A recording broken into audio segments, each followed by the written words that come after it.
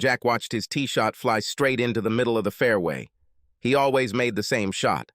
It wasn't long, it just flew straight down the center of the fairway. The other two guys had already played, and it was my turn. I got ready and took a short practice swing. It was a par 5, quite long and quite open. I just decided to try it and see what happens. I'm a big guy, and I powerlift 4 days a week. My bench press is better now than it was in college. I can do reps with 102 kilograms so that the steroid freaks in the gym are jealous. I had a new putter, one of those graphite composite ones, and I felt pretty good. I hit the sweet spot, and Jack's jaw dropped. Jesus Christ, Eric, you hit it. That's 350 fucking yards if it's an inch. It's much further. You stand up and take the shot, and you have an eagle. There have been 2 eagles in my life. This time, I felt very good. We started going down the fairway, and Jack made a second strike. It still didn't live up to my first. I heard his phone buzz in his bag. He was a little hard of hearing, so I told him he had a message. He took out his phone, and his face went white. "Eric, I have to go," he said. "What's happened?" I asked. "Something in the office," he said. "Take me back, Eric. Sorry, but I can't tell you about it yet. You can rest after lunch after you take me back." Jack was my boss. He also owned Whitman Enterprises. I've worked there since I graduated from college. They hired me when I was a sophomore, and I was number 2 there. It was a family business. We produced pumps, all types of pumps. They were one of a kind, designed for specific applications.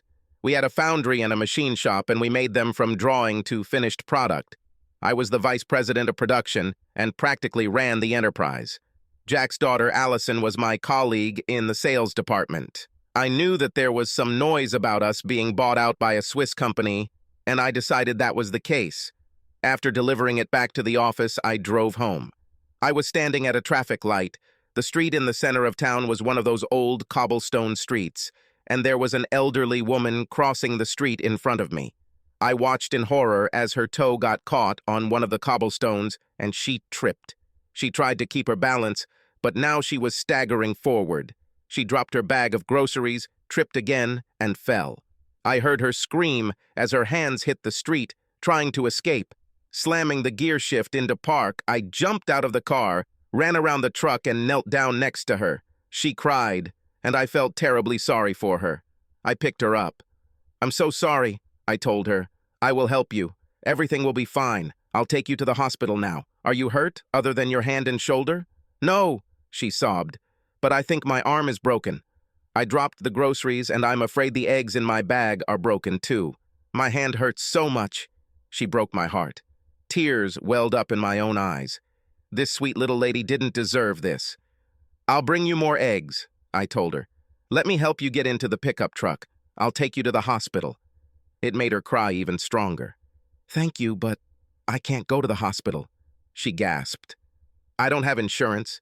I can't afford to go to the hospital. Now I feel like crap." She was a petite little black woman, probably in her 70s or so, and you could tell she was stunning. She was still very beautiful, and I felt very sorry for her. I thought about my mother. She had died of a stroke 2 years earlier. If she had fallen like that, I would have wanted someone to take care of her. "That's it. I'm taking you to the hospital," I told her. "I will take care of it. My wife works there, and we'll figure something out. You seem to be someone's mother, and I would like someone to help my mother back in the day. I'm picking you up now. Let me help you get up. Grab some groceries, and we'll go, okay?" "It hurts a lot," she said. "Thank you, young man. I will never forget this." I picked her up and sat her in the front seat of the truck. It was higher than she could get comfortable, so I lifted her up. After gathering her groceries, I placed them in the back seat of the pickup. On the way to the hospital, she told me that her name was Samantha Groves, and that she was a widow. After driving only about a mile, I stopped at the door of the emergency room. Cindy, my wife, was on shift, and I helped Samantha inside. Then he took her to the reception desk, where Kirsten worked. I told her what was going on, and that I would take care of any bills. She immediately took Samantha to the bed, and Rachel, the nurse, cleaned up her arms and knees while we waited for the doctor. They tried to send me out, but Samantha was against it. She wanted me to stay, period. I asked her if she wanted to call someone. She said she had her phone in her purse, so I went back to the truck and got it. She still needed her documents, and when I returned, I gave them to Kirsten. Samantha pulled out her phone. It was one of those cheap phones that you can buy minutes with. She dialed the number and then started crying again. "What happened, Samantha?" I asked. "I'm running out of minutes," she sobbed. "This is just a terrible day. Here, use my phone." I handed her my Android. I had to show her how to use it, and she was talking to someone, female, on the other end. "Cecilia, I fell and hurt myself," she said. "I'm in the hospital. No, I have a very nice white man helping me. Please, darling, could you—" "Okay, please don't worry." I was wondering where Cindy was. She worked in the emergency room. She was a physician assistant and had to do this. I stuck my head out and saw Rachel. "Where the hell is Cindy?" I asked her. "This woman is in pain and needs help." Rachel blushed. "She went to lunch. I called her and she'll be here any minute." "What do you mean?" "She went to lunch. She just arrived." Cindy worked from 3 to 11. Her lunch break was at 7. Rachel stuttered for about a minute and finally just walked away. What the hell is going on? I returned to Samantha. She was still crying. Sitting down next to her, I hugged her. "It's okay, Samantha," I told her. "Who did you call?" "To my granddaughter," she said. "She studies at college. She just finished her classes and will be here in a while." "Then you can go. I know you don't want to be here." "Nonsense," I told her. "I'm not at work. This day won't be so bad, Samantha. You made a new friend today. You'll be fine. Your granddaughter is on the way. And you won't have to work for a while because you'll have a cast on your arm." She giggled and hugged me back. She kissed me on the cheek, and I heard a voice behind us. It was low and raspy and sounded like smoky jazz. "Who is your new lover, Grandma?" I looked around, and a vision appeared in the hospital curtain. She was small, dark, and sweet, like a newborn kitten. She walked to the other side of the bed and kissed Samantha. "I don't know his name," Samantha said. "I was so excited that I forgot to ask. I think he's a good Samaritan. He took care of me. I don't know where he came from, but he is a gift from heaven." "My name is Eric Hollister," I told them. "You must be Cecilia."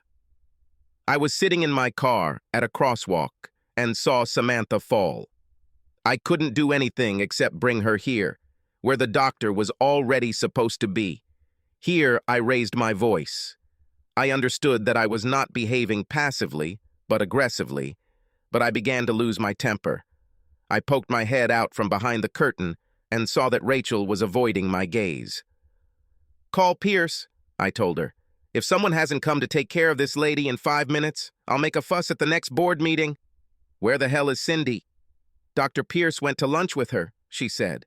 "Well, this is just damn great," I muttered in disgust. "Call Olivia." "Your daughter is just an intern," Rachel said. "Can she prescribe medications and order a cast for this lady?"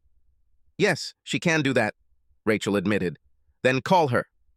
I returned and sat in the chair next to Samantha. "My daughter is an intern here," I told her. "She'll be here in a minute." I thought about Cindy and that bastard Piers having lunch together. What the hell was going on? Cindy knew full well that I wouldn't like it. I've already let her know this several times. The first time, we dated for about 6 months. I met Cindy when we were assigned biology lab partners. She was simply great. She was a tall girl with dark hair, fair skin, and the bluest eyes you had ever seen. I asked her out for coffee after the lab, and while we were there, I asked her out, and she said yes. We went out to dinner and a movie. Not the most fantastic date in the world, I know, but I was 19 years old. She kissed me goodnight at the door of her room, and I asked her out again. We had been dating for 6 months, and I was leaving the electronics store with a new video game when I saw her and George Cooper walking into the Chili's restaurant next door. I walked in, and they were sitting together in a booth at the back of the restaurant. He hugged her, and she laughed in his face. I turned around and went home. I had an apartment across the street from the school, and I just packed up her things, put them in a box outside the door, and went to class.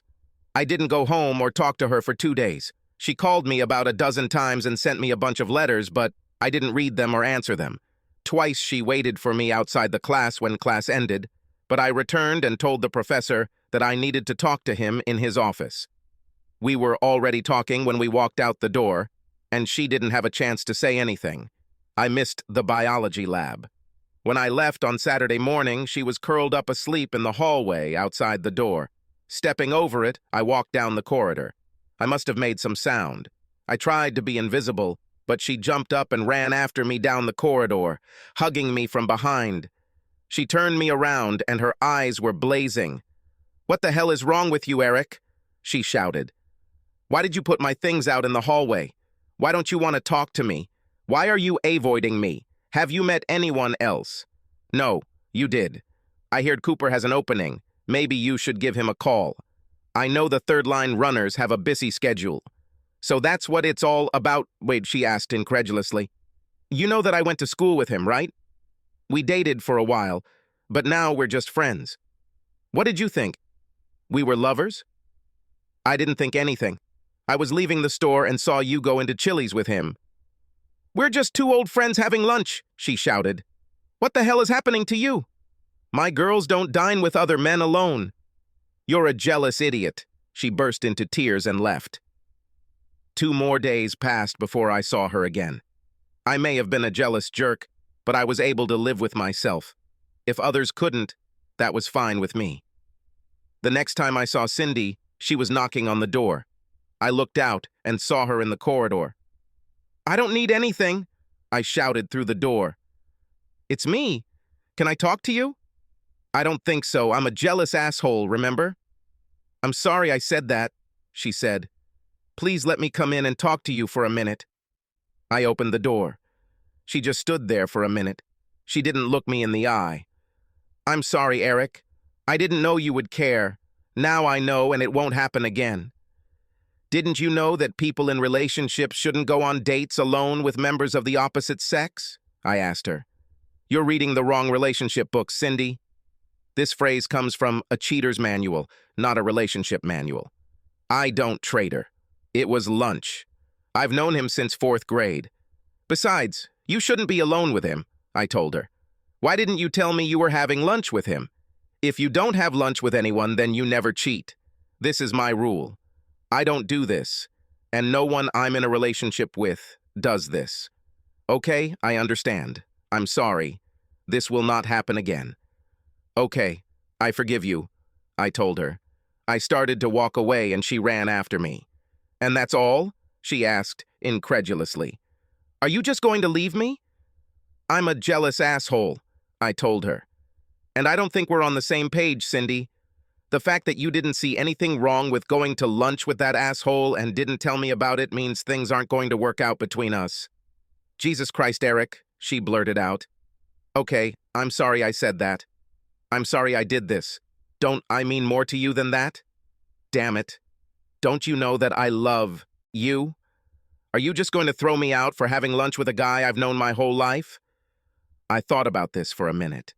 "No, I think that would be too much. I'm still mad as hell about it. But we'll see if we can work it out. If you are going to have dinner with a man other than me, you must tell me in advance. I'll do the same for you."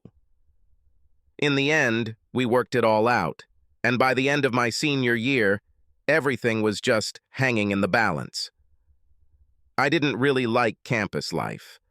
I went to college to get an education, and most of the students were just assholes that I would never voluntarily associate with. I had a few buddies that I hung out with. Patrick Kelly was one of them. He was a big football fan, and we had a pretty good team that year. He kept pestering me to go to the game until I finally gave in and went. We didn't sit in the student section. His dad had season tickets, and we used them to get a seat on 50-yard lines. After the game, we were getting ready to leave, and I saw Cindy in the student section.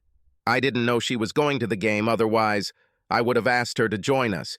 She was talking and laughing with a group of friends, and I started to approach her. Then she started going down the steps, and there was a guy with her. She held his hand and laughed with him. I froze in place. It was George Cooper.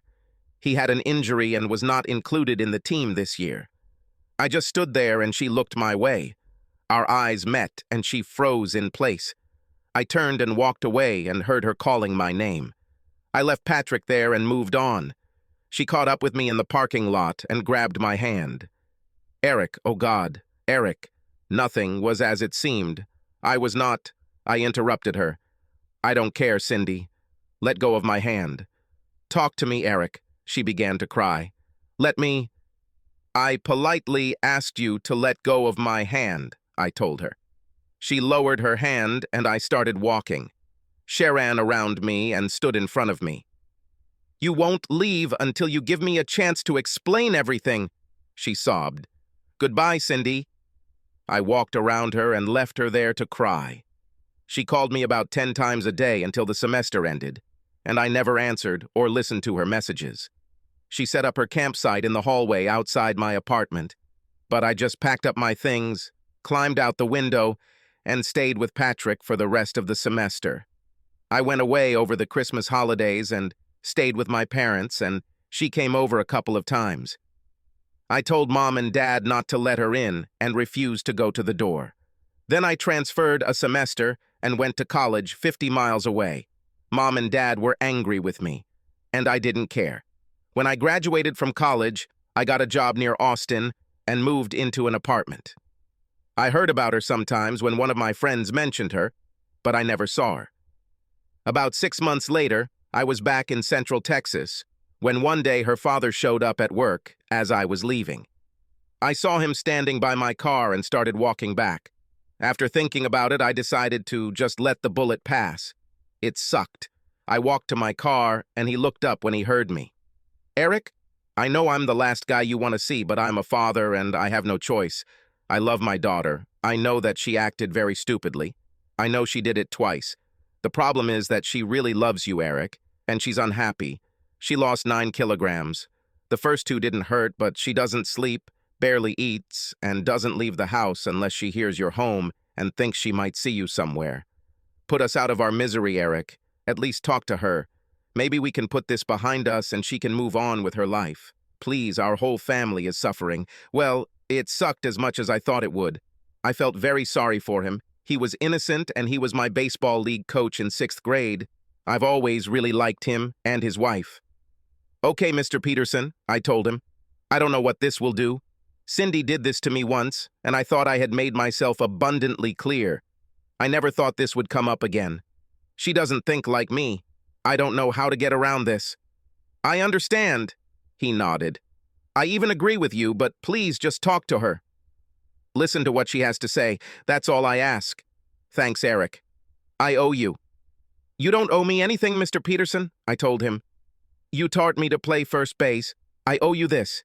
Tell her I'll come home and pick her up at 6 o'clock on free day. Okay. We went to Chetar's, and I treated her to dinner. I had heard it before several times, but I didn't want to hear it again, even though I knew I would hear it whether I wanted to or not. George is a very nice guy, she said. Cindy, have you met me or not? I asked. You know you did, honey, she tried to reassure me. It looks like you had some doubts, I told her. I saw you together at Chili's restaurant. You sat together in the same booth, and he hugged you. We are very good friends, she said. If you get to know him better, you will like him. I want you two to be friends. We talked about it, and I didn't do it again. I want you and him to become friends. We're not going to be friends with him, I told her. And we won't date you because of your friend. What? What do you mean? She stuttered.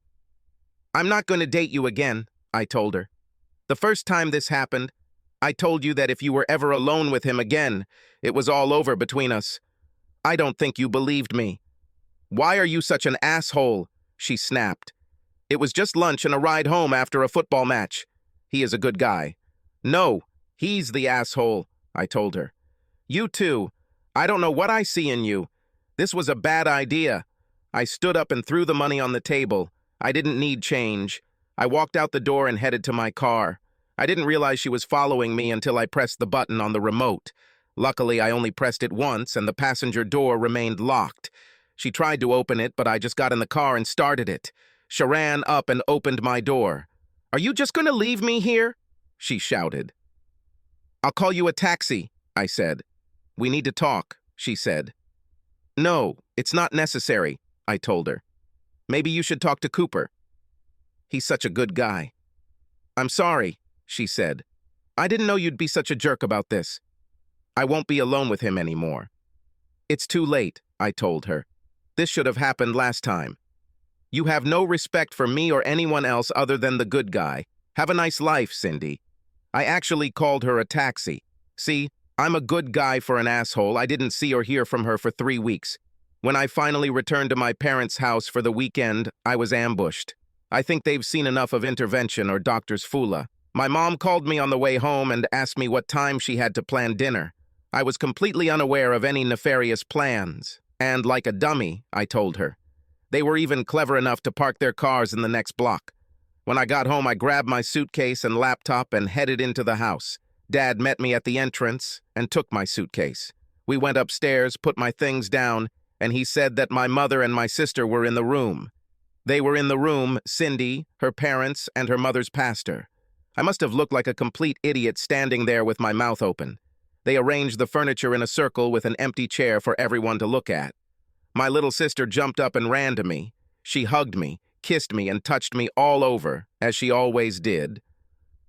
I loved Chris. She was 15, and the cutest thing you had ever seen. She took me and led me by the hand to my throne. It's either that or the electric chair.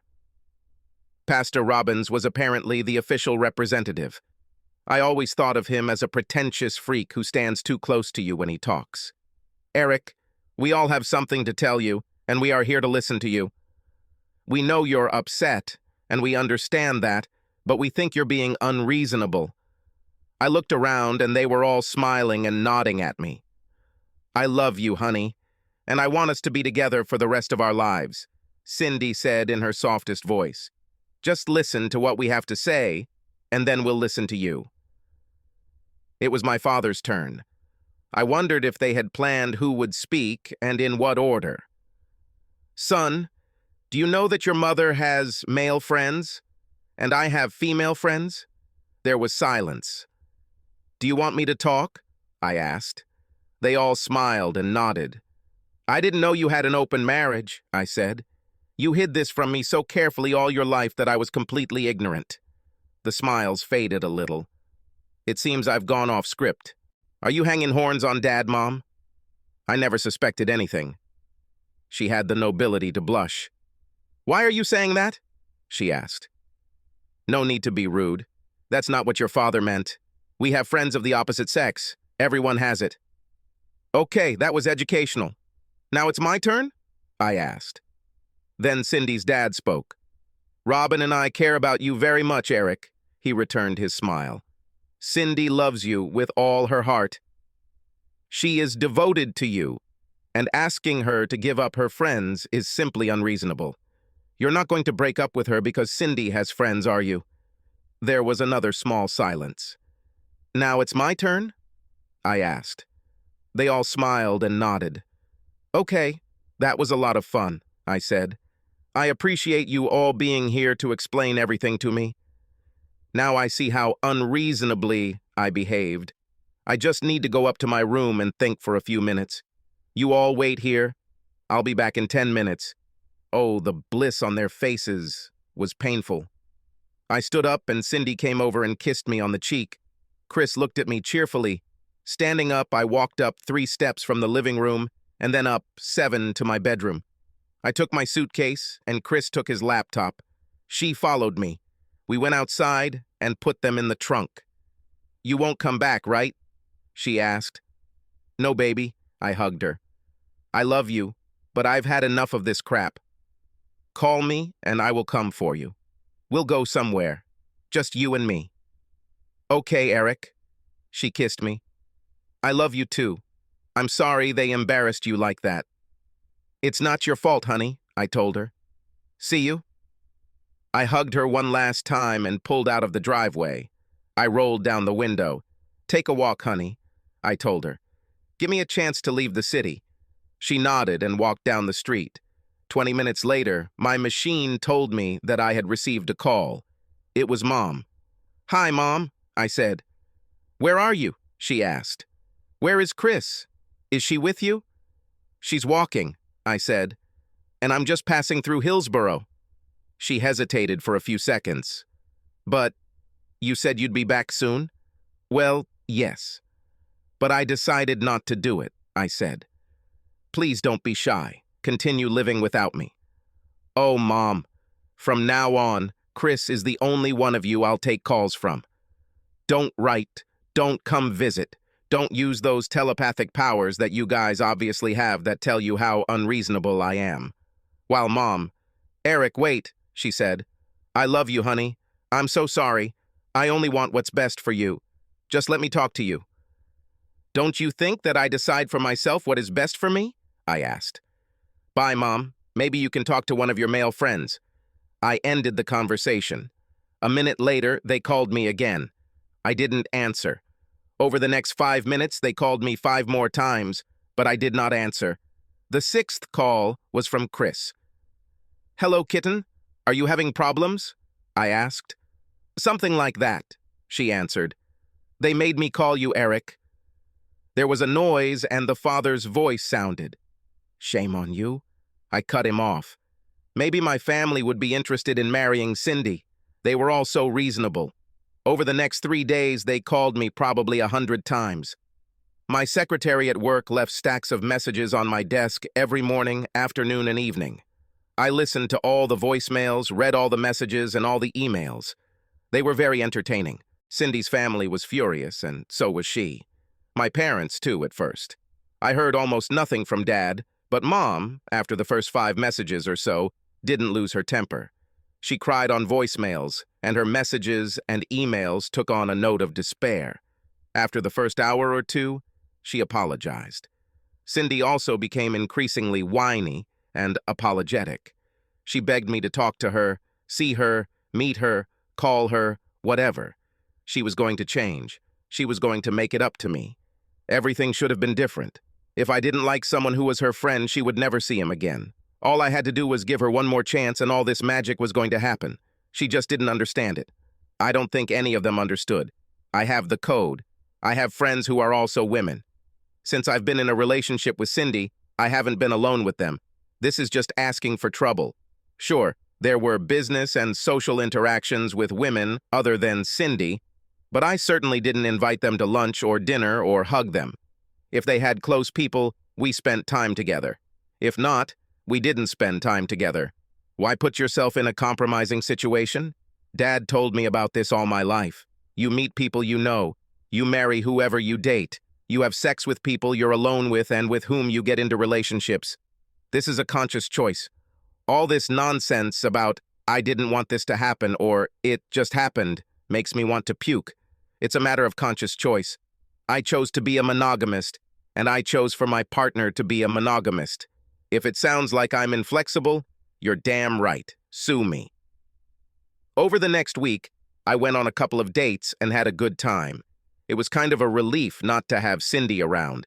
It was especially freeing to not have to guess where she was or who she was having lunch with. I returned to McKinney and stayed at a hotel for the weekend. Then I picked up Chris to take her to Six Flags. She ran out and jumped into the car as I pulled up. Let's go faster, she said. It was too late. Mom was running along the sidewalk when I started to back up. She jumped on the hood of the car and I just couldn't leave. I rolled down the window. What do you need, Mom? Promise me that you won't leave until I tell you, she said. I sighed.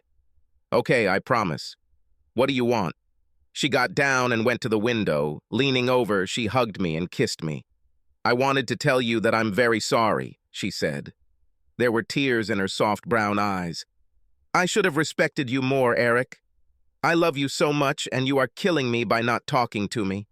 You are my only son, and I ask you to forgive me. Don't erase me from your life. I stroked her soft cheek. What are you doing next Saturday? I asked her. She looked at me hopefully. Nothing, she said. Do you want me to do something? Why don't I come and pick you and Chris up? I said. I'll take you to IKEA in Round Rock. Mom loved this place. Then we'll take Chris to the outlet stores and have dinner. Her smile was radiant and happy. 10 sounds like a good time, she said. We'll be ready. Right, Chris? Chris was excited about the stores, much less so about IKEA, but she wanted to go. We had a great time at Six Flags, and I was looking forward to next weekend. Work went well that week. I had just started working and had quite a steep learning curve ahead of me. I dealt with some problems in the foundry, and Jack patted me on the back. That same week, I met his daughter, Allison. I arrived in McKinney and stopped at the entrance. Mom and Chris came out all happy and animated and rushed towards me. "Eric, I want to apologize to you again," my mother began. "Let's just forget about all this," I said. "Let's go shopping. All the clothes are on me. Mom, if you buy some crappy furniture, I won't bring it home." She laughed, and we drove off. We stopped for a burger, and it was a good day. I actually brought home crappy furniture. They were just lamps, but I told her that she would assemble them herself. The instructions that came with them were written by professional obfuscators. On the way home Monday, I stopped at my favorite bar for a beer, and as I walked up the stairs to my apartment, Cindy was sitting on the top step. I almost turned around and left. Then I got angry. This was my home, and I wasn't going to let her drive me away. I sighed and continued to rise. I wondered what Shai was doing there in the middle of the week. She was in her final year studying to become a physician assistant. "Can I come in and talk to you?" she asked. "What do you want, Cindy?" I asked. "I thought everything was pretty clear." "It is," she said. "I want to stir things up." I had to smile. "I like cleanliness," I told her. I sighed. She was here so I could end this. Opening the door, I stood aside so she could pass. I sat down on the sofa, and she pulled up a chair opposite me. "I want another chance," she said. "Well, that won't happen," I said. "Why does everyone get it but me?" she said. "I haven't dated anyone else," I told her. "They regretted their actions and apologized." "Me too," she said. "I apologized 1,000,000 times. I'm sorry, Eric. I had no idea you felt like this. How can I fix this? I'll do anything." "What the hell do you mean? I had no idea you felt like this," I asked. "I told you exactly how I feel." "I was stupid," she said. "I couldn't believe you really meant it. It sounded so unreasonable to me that I couldn't believe you were serious." I threw up my hands. "Do you have any idea how sick I am of the word unreasonable? Maybe I'm being unreasonable. That's just who I am. I'm happy with my unreasonableness. If not, then here is the door. I don't think it's unreasonable for me to expect my girlfriend not to have dinner alone with other men or go to games with them. This seems like common sense to me. If it's unreasonable, that's because I am." "Now I understand," she said. "What can I do to make amends? What can I do so that we can be together?" Cindy didn't look well. Her usually bright hair was somehow dull and lifeless, and she herself looked emaciated. It seemed that she was about to cry. Her eyes were full of tears. "I swear to God, if you start crying, I will get up and throw you out of here," I told her. She snorted several times and dabbed her eyes with a napkin. "Eric, I'm so sorry," she said. "I didn't plan for this to happen. I didn't go to the game with him. I went with my girlfriends and he was just there. We all talked and had a good time. He was going to give me a ride back to the dorm. That's all that happened." "Okay, I believe you," I said. "So, why don't you want to talk to me then?" She seemed puzzled. "I will talk to you about anything, just not about you and me," I told her. "And I don't think you want to talk about anything else." "I don't understand," she hesitated. "I want to talk about you and me. If you don't believe that I went there to meet him, then what's wrong?" "You left with him?" I told her. "My girls don't ride in cars alone. With other men. I understand the work, and I'm not so unreasonable as to worry about it. I thought I made that clear. I don't spend time alone with other women, and I don't allow my girlfriends to spend time alone with other men. You've been reading the cheater's manual again, Cindy." "It was just a trip," she protested. "How did you get to the game?" I asked her. "With Julia," she answered. "Why didn't you go back with Julia?" I asked. She sat stunned for a minute. "I don't know," she said. "I know," I told her. "He separated you from the herd and left you alone." This is how it starts. You let him do it. You knew that if you even thought about it, I wouldn't like it. Okay, now I understand it, she said. I was stupid. But I can learn, Eric. Now I understand what you're getting at. I didn't understand. Do guys really do this? How did we end up together? I asked her. You asked me if I wanted something to eat after the lab, she said. Who were you with? I asked. Julia and Robin. You set me apart from the herd, didn't you? Exactly. Here's how it works. I have you alone, just the two of us, and this is how it works. This is how novels begin. That's what Cooper tried to do. I let him, didn't I? Yes, Cindy, I allowed it. I can't live with this. I can't always be there and make sure you don't leave alone with some man. This is your job and you are not doing it well. I'm so sorry, she said. I didn't understand what was happening. Now everything is clear. He's been calling me ever since. Eric, if you give me another chance, this will never happen again. I gave you another chance, I said. You ruined everything. Yes, but I didn't understand, she said. I couldn't understand why you reacted that way. I understand now. I won't let this happen anymore. Okay, let's say I believe you. What now? I asked. Will you go on a date with me on Friday? She asked. She didn't look up at me. Okay, what time? I asked. I still didn't trust her, and that didn't change until I overheard the conversation. On my way home from work, I stopped at the grocery store to buy a couple bottles of wine. The alcohol section had tall shelves that were impossible to see through. When I turned into the department I needed, I saw a couple of guys on another aisle. One of them was George Cooper. They spoke louder than they should have. What happened to that hot babe you had on the line? Asked a guy I didn't know. You mean Cindy? Cooper asked. Yeah, she was great, said the other guy. She has a boyfriend who's an asshole, Cooper said. I was just about to make a deal, and he saw us together. He caused a scandal, and now she doesn't even talk to me. It's not for long. I will keep calling her, and eventually, I will wear her out. I still have everything ahead. She says she will never talk to me again, but I won't give up. This surprised me. Cindy kept her word, and I was impressed. She had her chance, and she passed the test. It became much easier for me to move on. I also figured out Cooper. That was 27 years ago, and, until about 5 years ago, she kept her word. Then someone gave her a book. There was something about her needs, his needs, and Cindy was delighted with her. Suddenly, all this psychobabble about contact with our feelings poured out of her mouth. She explained all this to me. Men and women are different. I was shocked. Who knew? Who buys this crap? Do I really have to pay $29.99 for someone to point out the obvious? I was sure I knew it from the first time I saw the girl.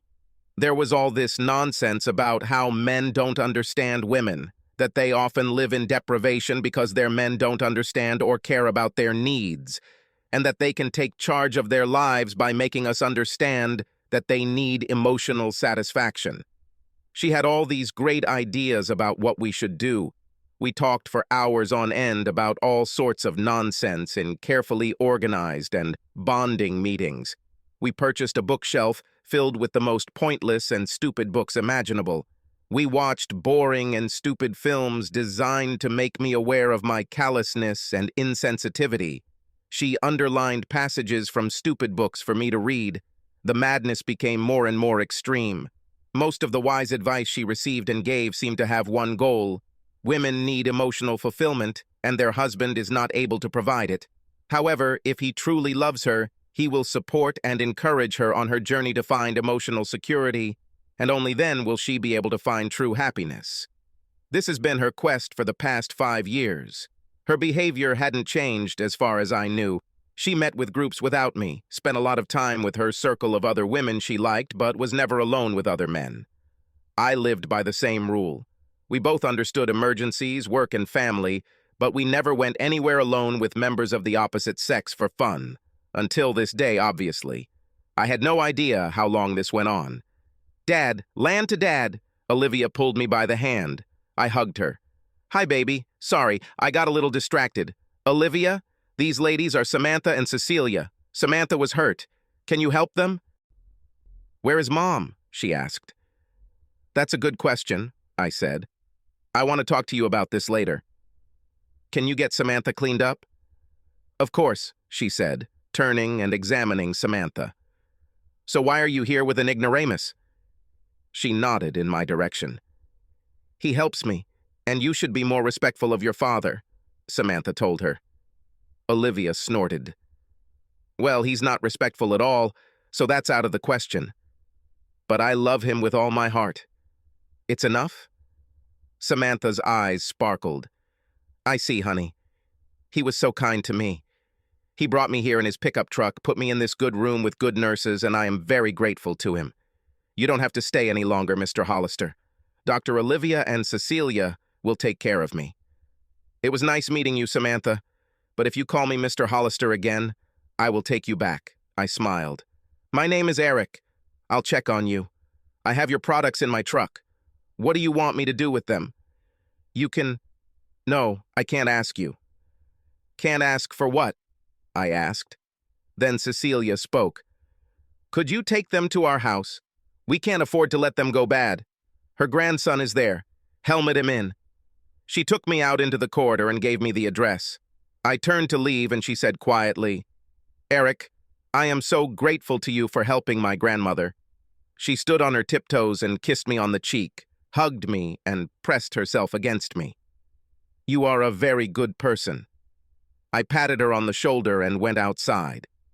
As I walked out the doors of the emergency room, I saw Cindy and Pierce rushing towards the entrance. There was a large concrete column between me and them, and I could hear them talking. This is too bad, Elliot, Cindy was saying. This is very bad. God, I hope he's still there. We have to fix everything. We'll tell him we were planning a board meeting. He must not find out about us. I'm not ready yet. He's too stupid to understand that, Pierce said. He has no idea about anything. You're wrong, she said. He's smarter than any of us. Our only hope is that he doesn't suspect anything. Remember, we were planning a board meeting. I'll ask Julia to say she was there. Talk about shock. I guess I was really stupid. I didn't suspect anything. I walked to the pickup in a daze. As I drove 2 blocks, it occurred to me to check the address Cecilia had given me. I was moving in the wrong direction, so I walked around the block and my phone rang. It was Cindy. I didn't answer. I found the address. It was a small white frame house with a nice vinyl fence around it. Taking the groceries, I carried them to the door. When I rang the bell, a slender black guy answered. Are you Samantha Groves' grandson? I asked him. Yes, what can I do for you? He asked. His voice was somehow high and aspirated. She had an accident and I brought her groceries home, I told him. She wasn't badly hurt, but she did break her arm and get a little scratched. Your sister asked me to bring this. I don't have a sister, he said. If you mean Cecilia, then she is my cousin. Sorry, it's my fault, I said. Can you put away the groceries for her? Yes, I can. He looked me up and down. Would you like to come in?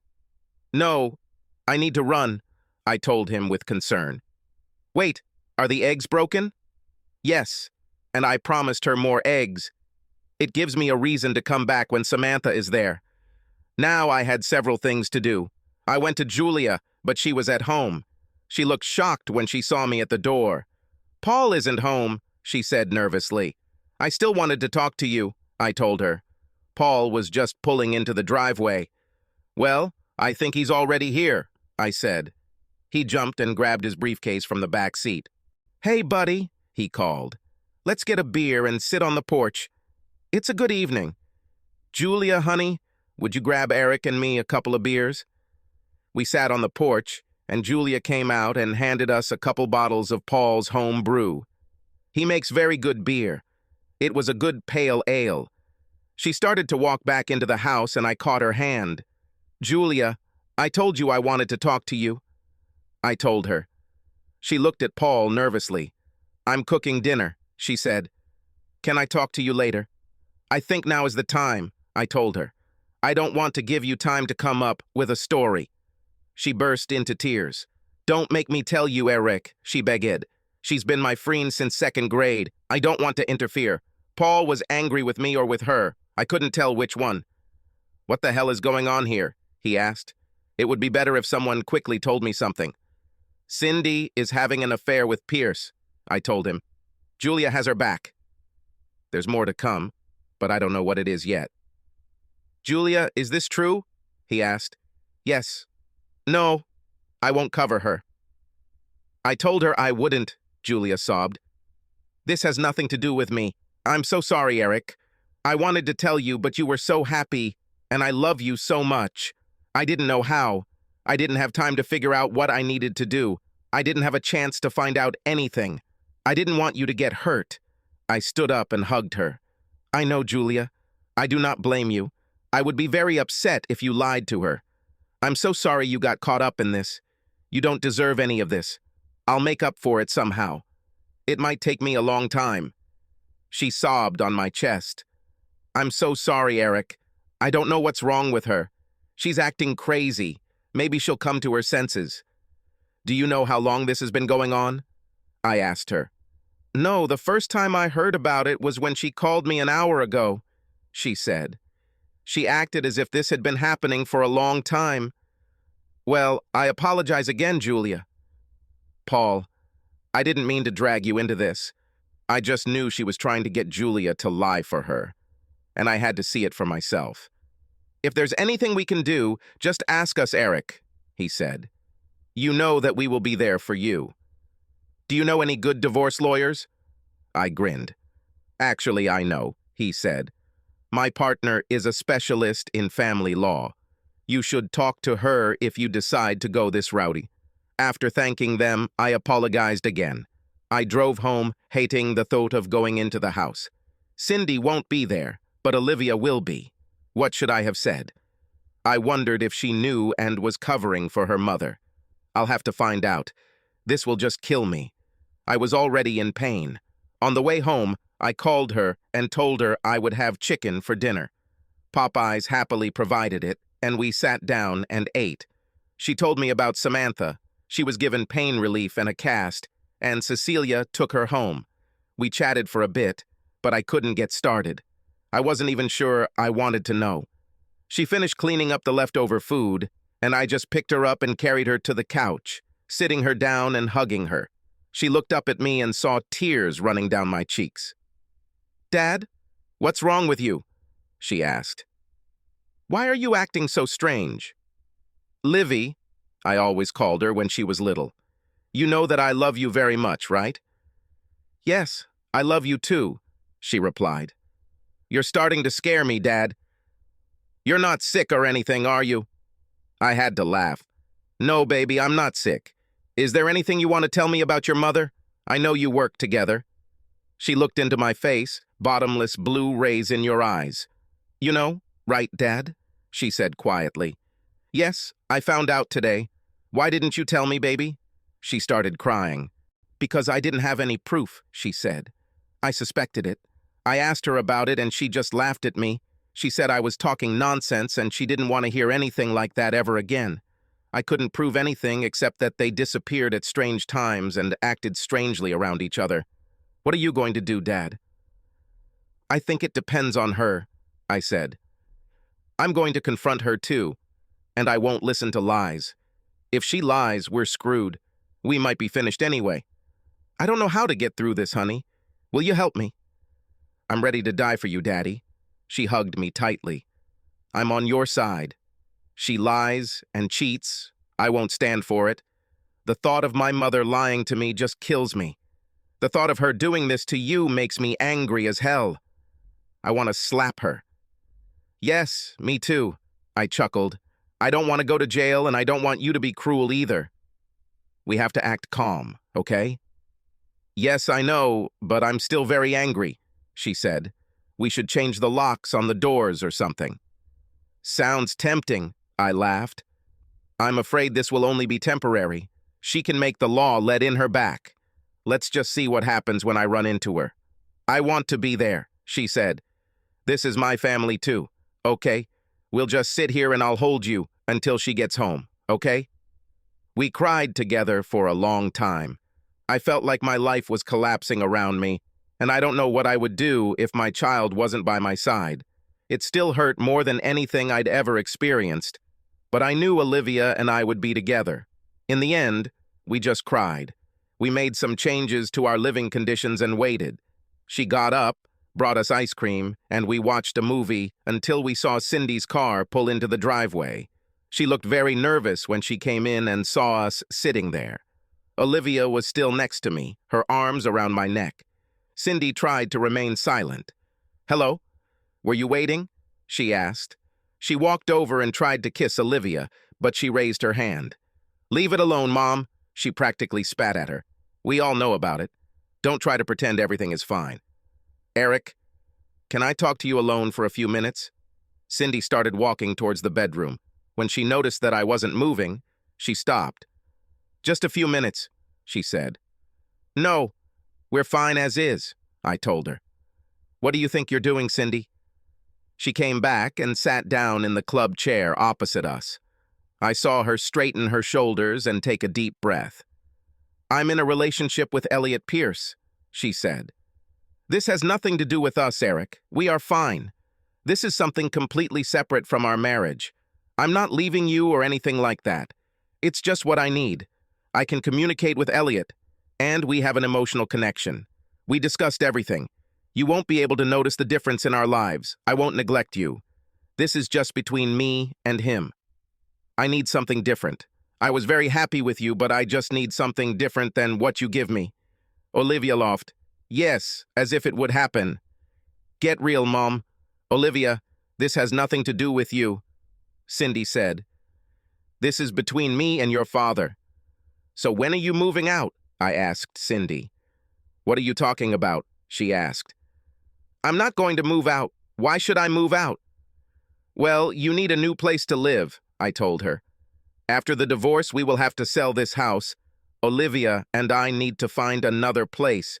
"What kind of scam?" she asked. "We are not getting divorced. I don't want a divorce." "Well, I don't care what you want," I told her. "The complete lack of respect you just showed me and your daughter has just led you to this. What the hell have I said or done in the last 27 years to make you think I'll accept this? No, we're getting a divorce, Cindy. I predict it will be long and unpleasant. And after the divorce, you also have a long, disgusting, lonely life ahead of you. Why are you acting like this? Why can't you just accept that I have needs that aren't being met?" she complained. "This doesn't necessarily have to affect us. We are not going to get divorced. I love you and want to be with you until the end of our days." "Well, it's a shame you don't always get what you want," I said. "I want a wife who doesn't sleep with that bastard Pierce." Did I get what I wanted? Has anyone asked me if I want to get sloppy seconds from this asshole? I don't remember such a conversation. "Eric, I want to be a woman of easy virtue. You don't mind, do you?" "When did we have this conversation? Did you hear this conversation, Livy?" "No, I didn't hear that," she said. "Did you really tell Daddy that, Mom?" "This is funny," Cindy stood up. "I see that neither of you are adults. When you grow up, we can talk. If you're just going to insult me, we can just not talk." "Okay," Olivia said. "When are you leaving, Mom? I always wanted there to be only one dad. He's charming." "I'm not going anywhere," Cindy shouted. "Stop saying that." "Oh, you're leaving somewhere," I told her. "Damn, I hope so. Maybe they have a scam wing. I predict that you will leave in a week. You have this idea that you are a virtuous, good person and you are so intelligent and so loving, but you are not. Now that we all know what you are, you won't be able to bear our presence. You're just a very rotten person, Cindy. You have no concept of good and evil. Now we all know this. I'll tell all our friends, our family, the people you work with, everyone. I'll enjoy it. How long do you think you've been able to tolerate?" "You won't tell anyone," she said. "It will be too shameful for you. You just need time to get used to the idea that you will be very happy. You won't get hurt at all, I promise. I love you, Eric, and I will do anything to make you happy." Olivia burst out laughing. "You're really stupid, aren't you, Mom? You have no idea how evil you are. All you do is crap on our entire family, on your husband, and on your marriage. No, you won't make him anything but miserable. His happiness is now my project. I couldn't help but squeeze it in gratitude. I had to release some of my spleen. Cindy, do you remember George Cooper? Her face turned pale. This is George Cooper, but permanent. Good luck to you for the rest of your life. Maybe you'll even meet him again. It sounds like you're not too picky about the people you sleep with. You bastard, she said. How can you talk about this? It's not like that at all, and you're the only man I've ever slept with. I didn't sleep with Elliot. Olivia and I looked at each other. I was kind of shocked. The question was, did I believe her? Then there was another question. Did it matter? I decided not. Well, what's holding you back? I asked her. You, she answered. I need you to accept this. Elliot and I talked about this. If you really love me, you'll be happy for me that I found this emotional outlet. He doesn't mind that I love you and that I will never leave you. It's just satisfying my emotional needs. Olivia was hysterical. Oh my God, she gasped. She couldn't stop laughing. Mom, I never knew you were so stupid. Where did you get this nonsense from? Has that evil bastard Elliot filled your head with this nonsense? You're too stupid to live. God, I hope I didn't get any genes from you. Cindy blushed, and I thought she was going to explode with rage. Olivia, you can go to your room, she said. I won't let you disrespect me like that.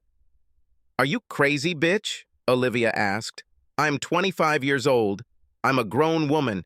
You can't send me to my room. I pay for the house here every 3 months, just like you. I have my own wing. Why don't you go to your room? Oh, wait, this is Daddy's room. Maybe we can let you stay in one of the guest bedrooms until the divorce. Maybe since you haven't slept with him yet, it's not too late to save your ass. Maybe if you beg and crawl for a long time, Dad will forgive you. He's a very nice guy. I'm not that good. I hate liars, and you are one of them. I hope this little bastard was worth it. Do you know that he harassed all the women in the hospital, including your daughter? It's just a lie, Cindy shouted. He loves me. You're just making this up to hurt me. Why are you guys such assholes? Don't you want me to be satisfied and happy? I needed to deal with this before things got out of control. Cindy, you're digging your own grave every time you open your mouth, I told her. You have to stop talking. I accept that you need to be fulfilled and happy. Here's the door. Chase your dreams. You need to give up this idea that you can have your cake and eat it too. You broke the deal, Cindy. If being with me was part of your fulfillment, you just threw it away. Maybe you can be realized with Piers. I don't know, though. He looks like he's having a hard time filling up anything. He's an anemic little shit. He is preparing to become unemployed. Maybe after the divorce, he will have a potty to pee in, but I doubt it. I think his wife was smart enough to negotiate a prenuptial agreement. I'm sure her father did too. I'll be surprised if you keep your job too. Her father is the president of the AMA, American Medical Association in this state. When they find out what you two are up to, it could get ugly. We didn't do anything, she protested. There is no reason for all this. You lied to me, tried to get Julia to lie for you, planned to hang cuckolded me with this pathetic asshole, and showed professional misconduct. Neither of you were on duty when the emergency that you were supposed to cover arose. I don't think the board of directors will approve of this. Both of you could lose your license. We didn't do anything wrong. She began to panic. Apparently, the script they had developed was going off the rails. Besides, I don't believe you didn't sleep with him, Olivia said. You lied about everything else. I didn't have sex with him. I'm not lying, she said. Why should we believe everything you say? I asked her. At least, you were going to. It's just as bad. See what the problem is? We don't believe you. This is what happens when you start lying. Nobody believes anything you say. Even worse, you tried to get Julia to lie for you. I heard you plan this lie, Cindy. I think you should go and see if Pierce has any more good ideas. I'm not going anywhere, she said. You'll probably change the locks while I'm gone. Olivia and I looked at each other and almost choked with laughter. Cindy had no idea what we were laughing at, but she didn't like it one bit.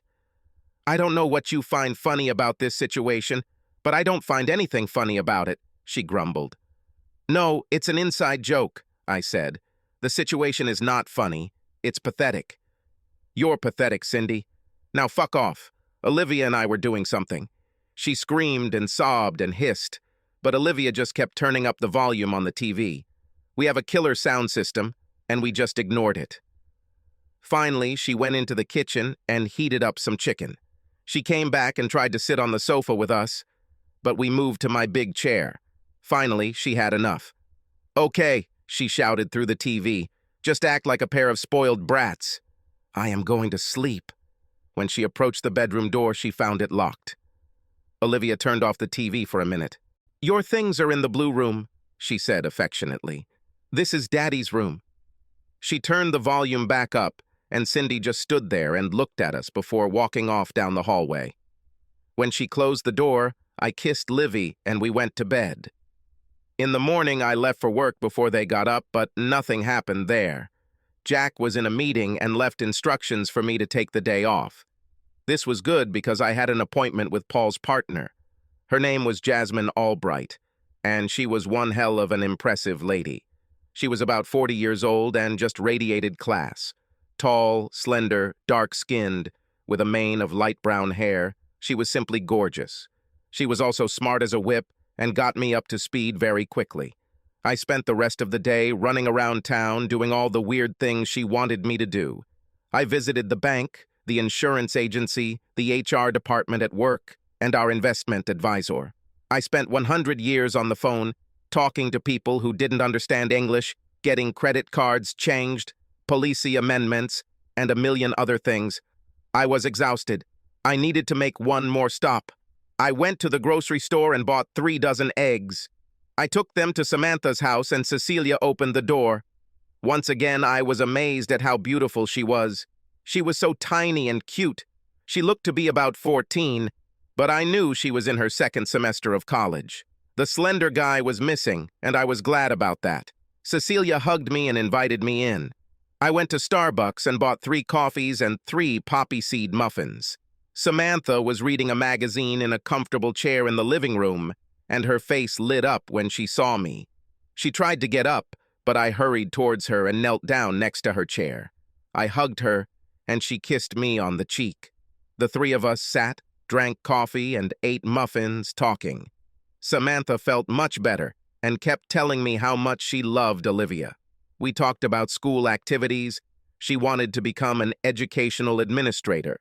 I was planning to transfer to a 4-year school after graduating from a local junior college and was working hard to get a scholarship. I secretly admired her. She had huge brown eyes and a small face. Her hair was just a curly head about a foot long and covered her right eye most of the time. One tiny ear was visible, and it was pointed, like an elf's. In general, she looked like someone's fantastic drawing of a magical creature. She caught my eye a couple of times, but she just smiled and winked. I stayed for half an hour and kissed them both goodbye. I promised that I would visit them again soon, and when I left, I felt that I had made 2 good friends. I decided that I would visit them often and see if they needed anything. They didn't mention any men in their lives, and the slender young man didn't seem very helpful to me. When I arrived, Livy was at home, and I invited her to a barbecue. I told her about my day, and she responded by saying that Pierce had taken Cindy somewhere for a long time. I think they were planning their strategy. Well, I did my part, and everything went well. We both went to bed before Cindy got home. She knocked on the bedroom door, but I put in earplugs and just went to bed. In the morning I left, and there was a note for me on the table. She decided that we needed to talk and asked me to wait for her in the evening. Work returned to normal, but I was not at ease. Allison came over to discuss some sales issues, and I just couldn't concentrate. The 3rd time she had to shake me, she asked what was happening to me. "Sorry, Ellie. I'm not at ease today," I told her. "Well, you better be," she said. "What is your problem?" "I'm getting a divorce," I told her. Her jaw dropped. "What the hell, Eric? What did you do?" "I didn't do anything," I said. "Well, I may have done a lot of things, but Cindy came home and announced that she was in a relationship with that creep, Pierce. That this will not affect our marriage in any way. She will make sure I'm not unhappy, but she has to get her needs met. Jesus Christ! She exploded. What the hell does that even mean? I have no idea, I told her. She was talking some nonsense about emotional self-realization. She insists she hasn't slept with him, but is planning to, and if I love her, I should let her be happy. She stood up and walked towards the bar. She poured us a couple of fingers of good bourbon, came back, and sat down. Allison is one of the most beautiful women I have ever met. It's almost impossible to put into words. Her body is just perfect. Big, high breasts, a tiny waist, a very firm round ass, and the longest legs on earth. Her face makes me feel ashamed of this body. But she is a tigress. She chews men like a shark chews bait. I was always afraid of her. When she was a teenager, she had a crush on me. And for a while, everything went her way. She wasn't used to anyone telling her no, and I was afraid she would hate me for keeping her at a distance. But she didn't hate me, and she probably became my best friend. There was always love tension between us, but we dealt with it. She was also Olivia's best friend. "What are you gonna do?" she asked. "You're not planning any stupid plans for revenge or anything like that?" I laughed. "No, I just want to get this over with and move on. I've already wasted too much time. I just don't care, Ellie. I'm just tired. I'm too old and too numb for this. I need to take piercing out, but I'm not going to kick his ass or something like that. I won't do anything illegal. His ass is in a noose, but he doesn't know it. I don't care enough about him to kick his ass. I was wrong, but I didn't know it then. And I truly believe that if they had left me alone, everything would have been fine. Allison spent the rest of the day with me, and it was very good for my ego. She made me promise to take her out to dinner on Friday night, and I went home. When I opened the door, there was a lot of screaming inside.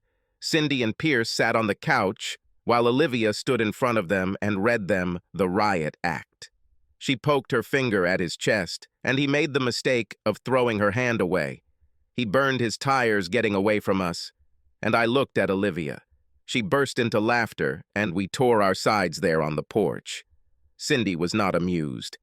"I can't believe you did this," she shouted. "We came here to have a civilized conversation, but you are acting like savages." "I can't believe you did this to this sweet man. You didn't even give him a chance. You would like him if you just gave him a chance." "I gave him a chance," I told her. "I didn't kill him, so he has a chance to start running when he sees me." "Fuck you, Cindy." "Baby, do you want to go to the movies?" I asked Olivia. We cleaned ourselves up, changed clothes when Cindy stood in the corridor and glared at us, and went for a walk. We watched a really bad movie that Olivia loved and I hated, and we went out to eat wings. When we returned home, Cindy was gone. On Friday night, I took Allison out to eat and we went to a club. My conscience was clear. My marriage was over. She was an amazing dancer and gave me everything I could handle. Guys kept asking her to dance, and she said she was hesitant to come unaccompanied. I volunteered to accompany her at any time. "There aren't many hot women on my social calendar," I told her. She grinned.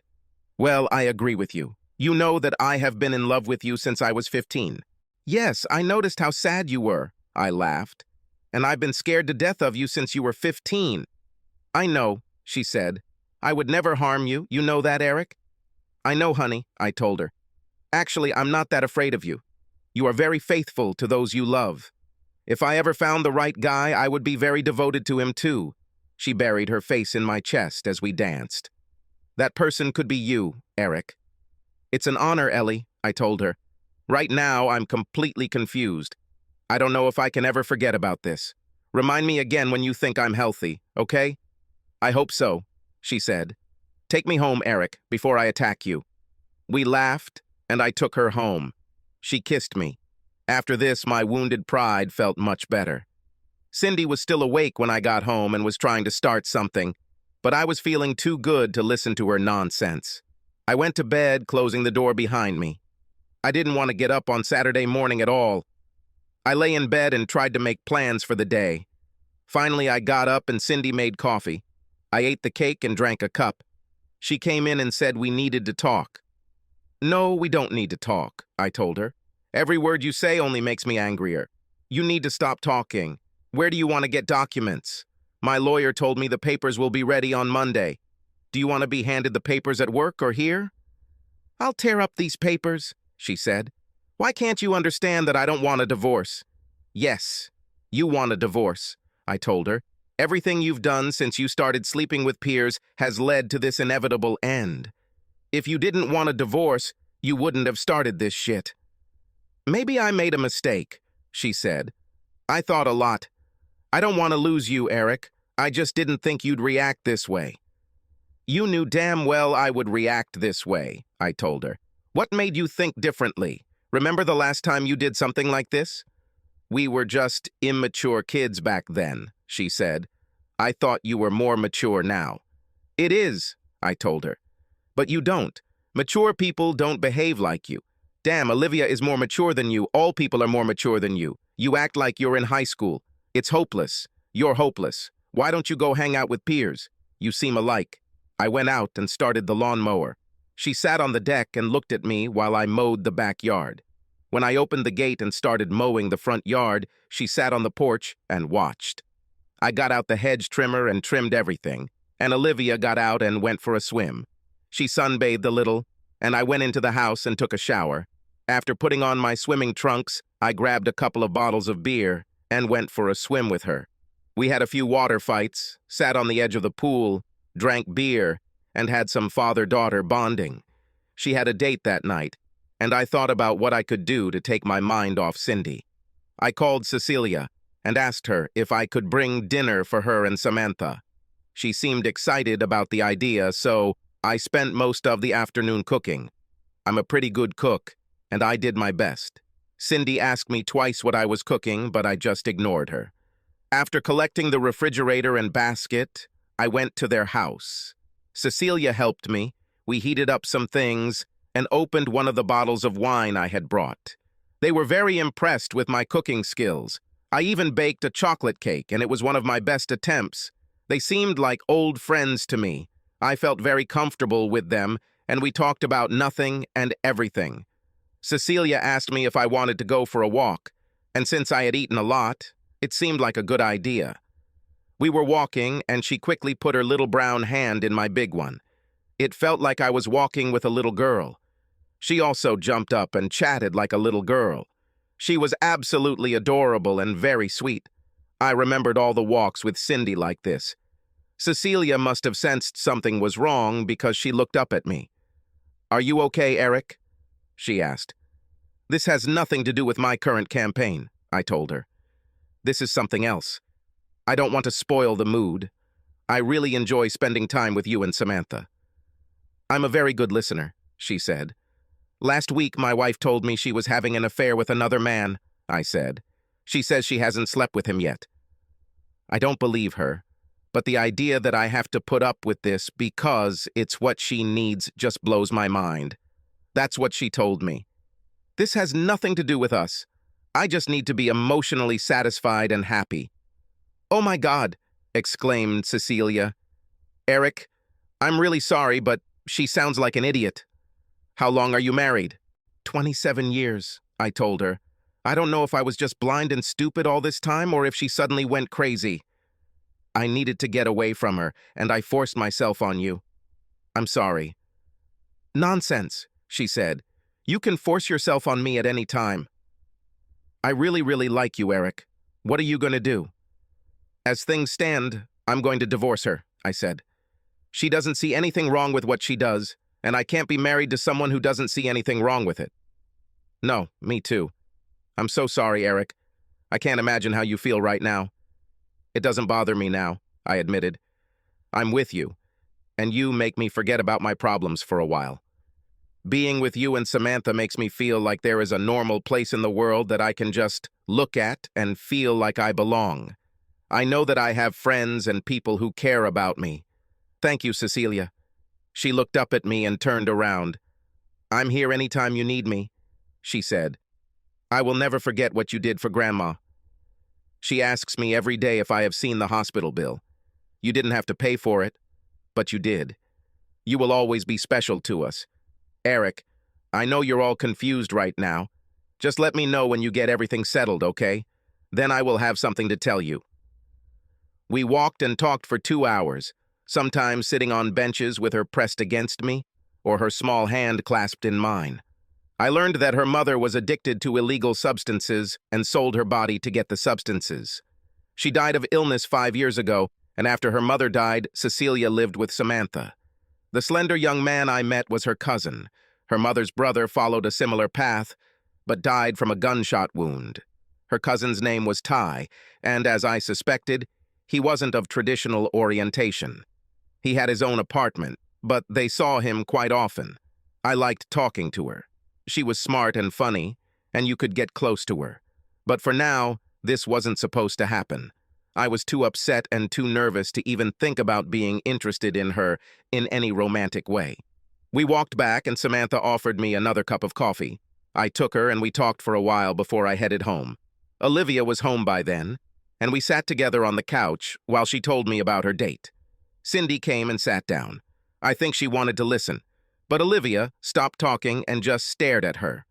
"What?" Cindy asked. "I am interested in the life of my daughter."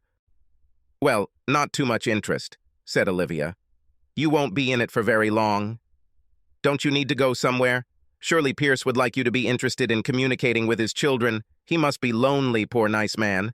Maybe you should go and comfort him, and Dad and I will console ourselves by talking about our family, for the destruction of which you did everything possible."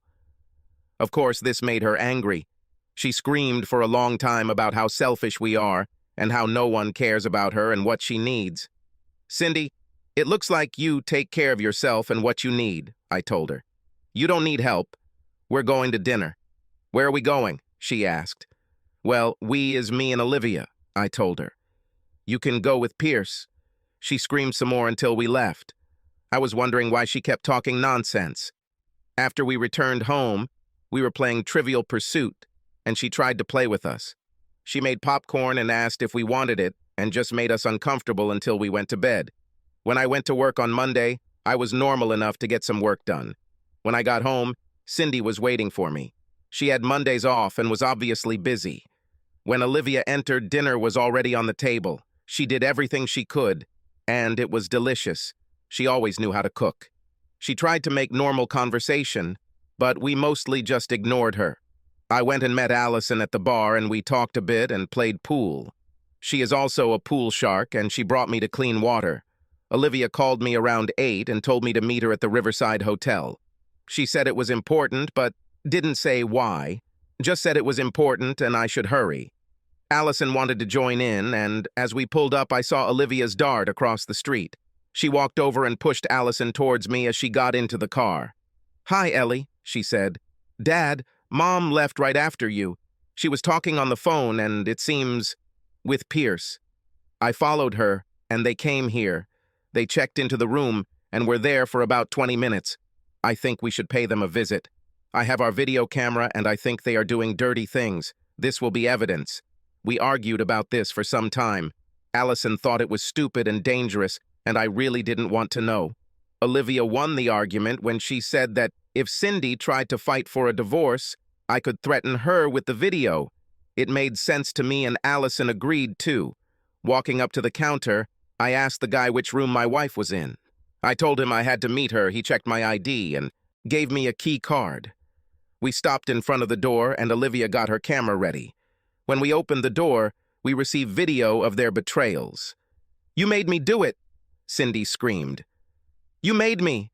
If you weren't such an asshole, everything would be so good and pleasant. No, you had to be a tough asshole." "Hi, Cindy," Allison said.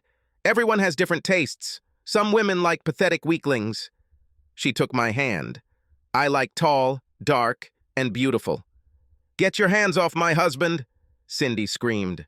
We turned and left, and I closed the door. We walked back to the pickup, and I was in a kind of daze. Allison drove the car, and Olivia followed us to Freddy's. We drank cocktails, and they started talking. They noticed that I was silent and clung to me. "Eric, I know it's bad, but it's not the end of the world," Allison said. "You'll be fine. You have people who love you. I love you. Olivia loves you. Everything will be fine. I know things look bad, but I have news for you that will change everything. I'll tell you tomorrow at work. At 10, You have a meeting with Dad. It'll shake things up a bit, but it's exactly what you need right now. Take me to my car." I walked out between two of the most beautiful girls on the planet, and I felt good. Not as good as if all was good in the world, but still good. I drove Ellie back to the bar and drove home. Olivia was waiting for me, and we talked for a while. Cindy arrived about an hour later. "I stopped for gas on the way home and my credit cards didn't work," she said. "Did you do this, Eric?" "Well, since we're getting a divorce, we can't have cards together anymore," I told her. "We also now have separate bank accounts.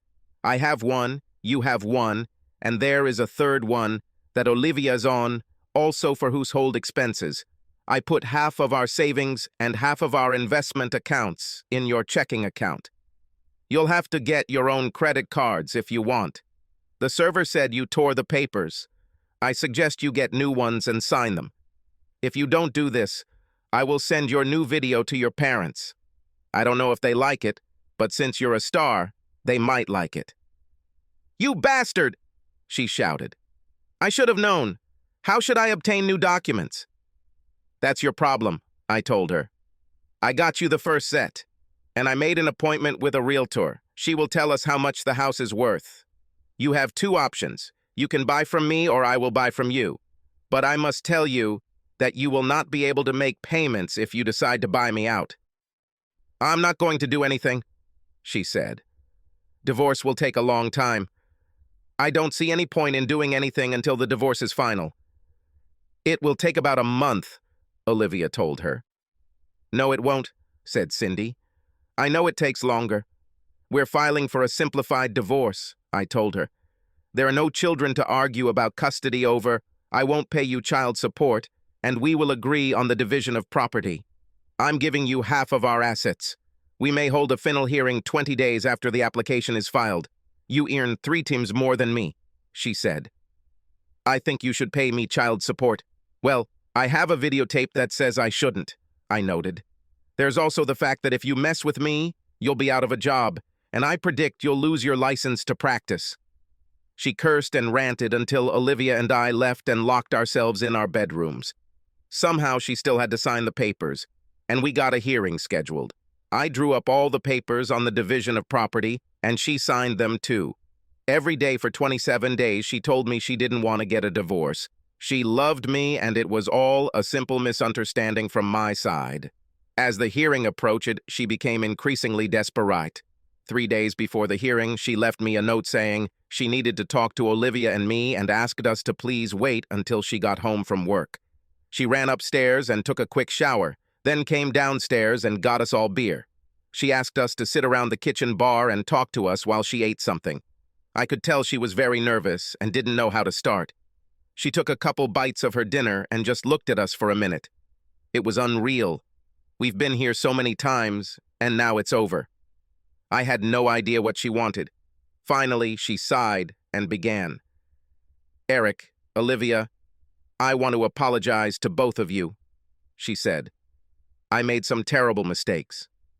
I never imagined that all this would happen, and I never thought it would come to this. I completely misjudged you, Eric. I hoped that you would understand and support me. Now I know it was a mistake. I understand." "No, you don't understand," I told her. "It wasn't a mistake. You still don't see anything wrong with what you did. In your understanding, the problem is not what you did. The problem is that I did not understand and did not support you. It was just my emotional need. Why can't you understand this? I love you, Eric. I always have and always will. Why are you so jealous and immature?" "Well, I remember something about us standing in front of 100 people and promising each other to leave everyone else," I told her.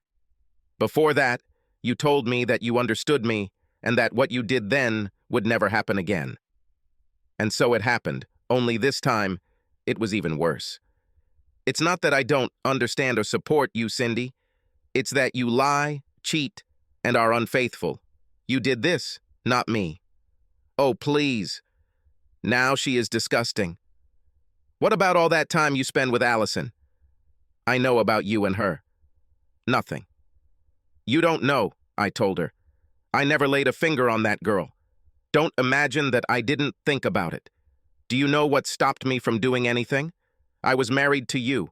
I loved you with every fiber of my being, and the thought of betraying you, hurting you, kept me from ever getting into a relationship, let alone having sex with anyone else. I have never been with another woman, sexually or otherwise, in all the time since I have been exclusively with you. It's all on you. I don't believe you, she said. And I believe, said Olivia. It's you I don't believe. Of course, Daddy's little angel, Cindy shouted. You always hated me and were on his side. Nonsense, Olivia said. You're just angry at everyone around you because you screwed up. Now you say you're sorry. For what? For getting caught? What's the matter? Is it really that your lover turned out to be not so wonderful? You have no idea what you're talking about, Cindy shouted. Of course I have, Olivia grinned. I saw the video. It's a shame, Mom. And for this reason, you threw out your dad? I didn't throw anything away, she began to cry. I never wanted all this to happen. I don't want a divorce. I love you, Eric. Can't you see it? No. I just see a supremely selfish woman who must get her needs met no matter what damage she causes to others, I said. Are we done? No, Cindy sobbed. What should I do to fix this? I will do everything that you want. Please don't divorce me, Eric. I don't think these scrambled eggs can be deciphered, Olivia said. But I'll let Dad speak for himself. Eric? She looked at me with pleading eyes. Okay, don't sneak behind my back, don't date other men, don't lie to me, I said. Oh wait, you already did all that. The train has left the station, Cindy. We had several happy years. I'm not going to burn your house down. I'm ready to give you half of everything we have, except Olivia. Thank God she's already an adult. I'll keep it.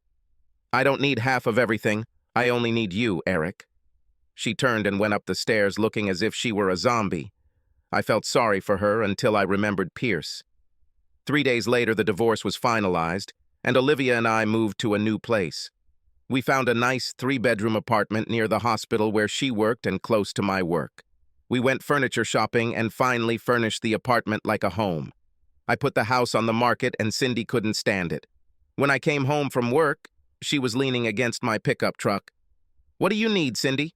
I asked. Where should I live? She asked. Don't you think this has all gone on long enough already, Eric? How long are you going to be mad at me? Can't we just move on before it's too late? Are you really going to sell the house, or is this just a lesson for me? If this is a lesson, then I learned it, okay? Now stop this and come home. I understand now. I made a mistake. Can't you just forgive me? I forgive you, I said. Now could you step away from my door so I can go home? She went to her car, and I went home. Not to the old house, but to the new one. I had been there for about an hour when the phone rang. It was Jack. Eric, we have a meeting at 10 in the morning, he said. This is one we should have done a while ago. We faced some difficulties, but now everything is in force. This is important, and I want you to be at your best. Allison told me about what's going on in your life. I want to know that you can handle this. I told him that I was fine and that I would be ready. I was really fine. I surprised myself. On reflection, I realized that this was almost inevitable. The surprising thing was that it lasted as long as it did. Something was wrong with Cindy's moral compass. She's always been like this. The only thing that kept her going in the right direction was the fear of losing me. I made such an impression on her after the George Cooper story that she never forgot about it for 27 years. Her idea that her needs should be met finally conquered her fear, and she began to act on it. I lost a lot of time. I was 46 years old and needed to start planning for the future of my life. I called Allison to see if she wanted to hang out. She had a date. So I called Samantha and invited her and Cecilia to dinner. They were free, and I made a reservation at Gino's restaurant. It was a good Italian restaurant that I had been to before. It was a little pricey, but the tetrazzini were unbeatable. I took the car out to take them. I didn't want to drive up to a nice restaurant in a pickup truck. They arrived at my house, and I let them in when they rang the doorbell. They oohed and ahed about the new place, and I gave them a glass of wine and gave them the grand tour. When we were ready, I took them to the garage. Cecilia started jumping up and down. "Oh my God!" she screamed. "What is this?" I looked around, looking for a spider or something. "What? This, Cecilia. This car. I love her. What is it?" "This is a 1951 Mercury," I said. "Do you want to ride it?" "Hell yes." She was practically salivating. "What's in it?" she asked. "Please don't tell me it's one of those lame 302s. "No, I don't really like that engine," I told her. "They put them on Mustangs, but they broke in half at 500 horsepower.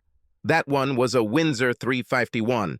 This stroker and this one is a 408, putting out about 540 horsepower and 575 lb-pounds torque. Tell me, are you not a fan of motors?" "I love hot rods." She snatched the keys from my hand. It took her a minute to realize there were no door handles, but she pressed the remote and the doors opened. We jumped in and she started the car. The crash filled the garage and she was like a kid in a candy store. Her eyes were twinkling, her hair was all flying, and she was adorable. She saw the nitrous switch and squealed, "I have to try this." She could hardly wait. She backed up and smoked her tires as she headed down the street. Samantha squealed and I buckled her seatbelt and mine too. Cecilia laughed. "Are you nervous, Eric?" "Terrified," I told her. She really was a very good driver. She was staying in the fast lane and driving about 6 or 7 miles per hour over the speed limit. We pulled out onto an empty stretch of highway and she looked at me and raised one eyebrow. I looked back at Samantha and she was grinning like a Cheshire cat. "Hold on," I told her. Cecilia rushed from her seat and we were again pressed into the seats. She pressed the switch and the nitrous turned on. We were flying when she turned off the switch and rushed down. Her teeth were sparkling, and she was just vibrating with excitement. "Thank you, Eric," she glanced at me. "I always dreamed that I could do this." "Anything to make my girl happy," I said. She gave me another look that made my clothes smoke. We had a great dinner, and I kissed them both goodbye and put them in the car. Cecilia. Samantha hugged me and whispered in my ear, "She likes you, Eric. Be kind to her." I winked at her and she got into the car. I walked around and asked Cecilia if she would go to the lake with me on Saturday. She was a little hesitant but agreed and I set a time to pick her up. Just then Olivia drove up and said hello. Something seemed a little strange, but they only talked for a minute. She took my hand and we waved to each other as they drove away. "She's the sweetest person I've ever seen," she admitted. "I'm a little worried about my age, Dad." "I'm still in good shape," I told her. "Yes, but her arm is broken." She looked at me slyly. I burst out laughing. "I think Samantha is too good a woman for me." Then he squeezed Olivia in his arms. "God, I love you, baby," I told her. "Me too," she replied. We entered the house and she told me about her date. We talked a little and went to bed. I was completely unprepared for the meeting the next morning. I don't know how you can prepare for something like that. When I arrived there, a Nordic-looking gentleman was sitting in the office. Nearby were 3 men who looked like lawyers. A lawyer from our company, Jack and Allison, and they all looked very serious. Jack introduced me, and the Nordic guy's name was somehow unpronounceable. "Eric, we're selling the business," Jack told me. "I'm ready to retire. Allison doesn't need company, but she wants to work. The only way I would agree to sell the company, and the only condition they put on the purchase, is that you become president of the company and regional vice president of the parent company. I have prepared a package of documents for you to look at. I think you'll like it." He handed me a folder. I didn't bother looking at her. "What about Ellie?" I asked. She smiled at me happily. "I'll go to your old place of work," she said. "I promote my assistant and receive a large compensation package myself. Thanks for thinking of me, Eric." I squeezed her hand. "Okay, I'll take a look," I said. "When do I need to make a decision?" I had 2 weeks. That evening, I invited Allison to dinner. She wanted to go dancing afterwards, and we had a great time. We had just sat down at the table after a hot number, and I saw Allison's eyes narrow. She was looking over my shoulder. I turned to look, and there was Cindy and Asshole. She was dragging him by the hand, and it was clear that he did not want to participate in this. Cindy sat down in the booth across from us and pulled him along with her. Allison nodded. Cindy, asshole, how nice to see you. Cindy was furious. Allison, I don't think you're in a position to call anyone names. I know about your life. It didn't take you long to move in with my husband, did it? I think we're divorced, Cindy, I said. So I'm not your husband. It may have slipped your mind. I don't date married men, Allison said. I wonder if you can say the same. Is the asshole here divorced? I know his wife filed for divorce, but I didn't hear that it happened. Yes, and we all know who is to blame for the fact that his wife kicked him out and does not allow him to see the children, Cindy snapped. Did you really have to send her that video, Eric? You ruined a good man's marriage. I think you also had something to do with us, both getting fired. I hope you're happy with yourself. Well, I almost think so, I told her. I'm no longer married to a cheater. The sack of shit who ruined 2 marriages is now in a world of pain, and I think you both are responsible for everything that happened to you. I heard the state is going to revoke his license. Something about him not being in the emergency room when the emergency happened. I hope your needs are being met. Are your emotions okay? Everything was great, but I think you should take asshole and leave. Olivia hasn't spoken to me since you moved out, she said. Did you really need to set her on me too? It's all on your conscience, I told her. I didn't say a single bad word about you. The thing is, we're not talking about you at all, Cindy. You hurt us, but we move on. Call her if you want to talk to her. She doesn't answer my calls, she snapped. She blocked me. Why is this my problem? I asked. Perhaps she is satisfying her needs. Now it's time for you to go. I didn't invite you to sit down, and I'm going to see if asshole's nose is healed. He simply left without ceremony, and Cindy walked away, sulking. I didn't care as long as she left. I stood up and pulled Allison to another dance. The song changed to a slow number, and she snuggled up to me. Forgive me, Eric, she said into my shoulder. It's not your fault, baby. I stroked the mane of luxurious hair. I'm sorry she ruined the holiday. She looked up at me with amber-colored eyes full of smoke. Who said he was spoiled? She asked. I looked down at this vision in my hands. I kissed her. I wasn't joking when I said I've loved you since I was 15, she said, breaking the kiss. I just never thought I would have a chance. I love you too, I said. You are my best friend. You wouldn't even go to dinner with me if it weren't for business, she laughed. Yes, but I don't trust myself with you, I laughed. I don't trust you either, for that matter. I know you, Allison. You would eat me and spit out the bones. You are so mistaken, she said. I've been looking for someone like you all my life. You just set the bar so high that I could never find a guy like him. I would never hurt you, Eric. I think you have created an image of me in your imagination that does not correspond to reality, I told her. I'm 10 years older than you, although you look like you're about 20.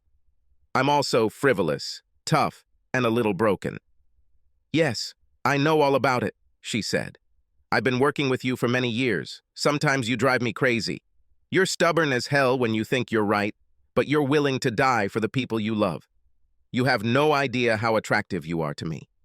You're still a little boy at heart, Eric. You've had to grow up a lot lately. You don't seem to mind the age relationship with Cecilia. I looked at her sharply, and she burst out laughing. Your daughter is my best friend, she said. Take me home, Eric, she said. We drove out onto the street and stopped at a traffic light.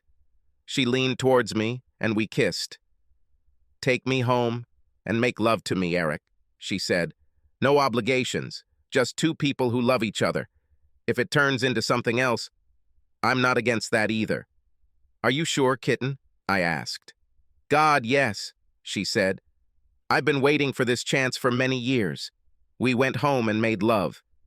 Eric, do you remember how I told you no strings attached? She asked. Yes, kitten, I remember, I said. I lied, she whispered. I'm going to put all the ropes I have on you. I'll find all the ropes and straps and zippers and try my best to hold you down. I love you, Eric, and I always loved it. I know you like Cecilia. All I ask for is a chance. I want to be on your list. I know it's too early, but if you let me, I'll make you so deliriously happy that you'll forget you were married to this cheater." I silenced her with a kiss. "I love you, Ellie. And I always loved it. You were like something you see in the distance. You think it's amazing and wonderful and you want it to be yours, but you know it will never be, so you just push the dream away. Are you sure about this, kitten? You were never like those who give birth to children. God, you are like an amazing jungle cat.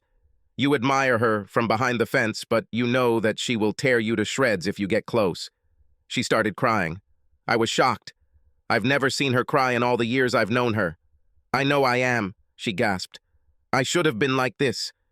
The only man I ever wanted was the one I couldn't have. For you, I can be anything. I may be that jungle cat, but you'll never see my claws. You will see only love, trust, and devotion. I'll be your jungle cat. I swear, Eric, if you give me a chance, you will never regret it." "I believe you, baby," I told her.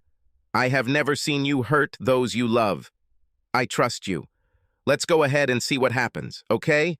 Will you go on dates with me?" I forgot how this is supposed to happen. I never thought I'd need to know again. "I know," she whispered. "Don't worry. I will take good care of you.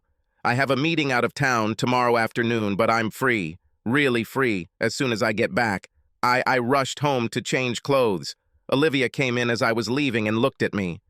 "Dad, I need to talk to you tonight," she said. "Okay, baby." I kissed her on the cheek. I grabbed my bagel and headed out. The work was a little surreal. She leaned over to grab a cup of coffee and must have read my mind. Looking over her shoulder, she smiled at me. "Keep thinking like that, big boy, and when I get back, we'll close the door," she said. "Oh my God, Ellie." I looked out the door. "Marla will hear you." Luckily, my administrator wasn't at her desk. After Allison left, work went fairly routinely and I left at 4:30. I was exhausted and wanted to take a quick nap. Olivia had just gotten home when I walked in, and she went to change. The doorbell rang, and when I opened it, Cecilia was standing there. She rushed in, hugged me, and kissed me on the cheek. "Would you like something to drink?" I asked her. She wanted a beer, and I took it too. We sat on the sofa, and she snuggled up to me. "Eric, I want to talk to you about something," she said. "Ooh," I thought to myself, life gets complicated. I looked down at her. Without a doubt, she was as cute as a 1-month-old kitten. The fact is that she was younger than Olivia. I loved being around her. Hell, I loved everything about her. But I saw insurmountable challenges even without Allison. I waited for her to speak. "I don't know how to tell you this," she finally said. "I am very grateful for what you did for Grandma, and since then, you have been so kind to us. I know you like me, Eric. I know what I look like, and most guys think I'm pretty. You are a very handsome man. When we met, I felt something, and I was drawn to you. I just don't think we could be together long-term, and I don't want to get hurt, and I don't want to hurt you either." I squeezed her hand. "I know," I said. "I'm damn flattered that you even think of me like that.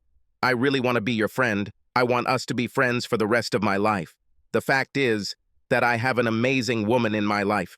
Or rather, there are 3 of them, but only one is the one I really want to be like." She reached up and kissed my cheek. "I'm very happy about this," she said. "It makes everything a lot easier. I think I'll be in your life for a long time, Eric. It seems like I have someone too." "Anyone I know?" I asked. "Sort of," Olivia said from the doorway. "Dad, do you mind if I go with you and Cecilia to the lake on Saturday?" I must have looked like a complete fool. My eyes darted back and forth between them, and Olivia burst out laughing. She came over and pressed herself against me on the other side. I was finally able to pull myself together. "I didn't know you girls were so frolicking," I wheezed. They both thought it was hilarious. "We both like men, too," said Cecilia. "It was just love at first sight when we met in the hospital. Olivia called me and asked me out on a date. We went on 2 dates, and I think that with her I found the other half of my soul. She feels the same way about me.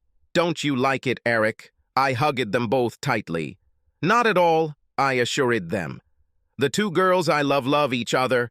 What's not to like? I'm very happy for both of you. Now I will have two gorgeous girls with me on Saturday at the lake. I'm pretty sure there will be 3, Olivia said. I invited Allison. I am controlled by powerful women, I complained. Yes, isn't that wonderful? Said my daughter. You will be very happy. Allison came home and I spent Thursday and Friday evenings with her. I was a walking zombie at work, but Olivia was right. I was very happy. There were still a few snakes in the garden because Cindy kept intruding into our lives. She called me 3 times a week and pestered Olivia to death.